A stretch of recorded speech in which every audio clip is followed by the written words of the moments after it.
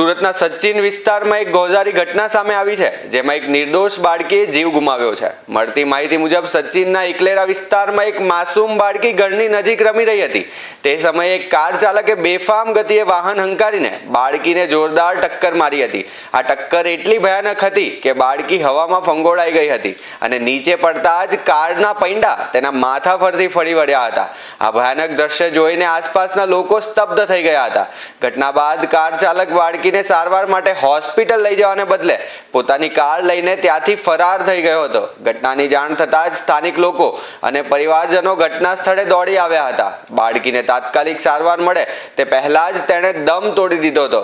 આ ઘટનાને પગલે સમગ્ર વિસ્તારમાં શોકનું મોજું ફરી વળ્યું છે। સચિન પોલીસને આ અંગે જાણ કરવામાં આવતા પોલીસનો કાફલો ઘટના સ્થળે પહોંચી ગયો હતો। આસપાસના સીસીટીવી ફૂટેજને આધારે પોલીસે ફરાર કાર ચાલકની ઓળખ કરી તેની ધરપકડ કરી લેવામાં આવી છે। હાલ પોલીસે અકસ્માતે મોતનો ગુનો નોંધી આગળની કાર્યવાહી હાથ ધરી છે।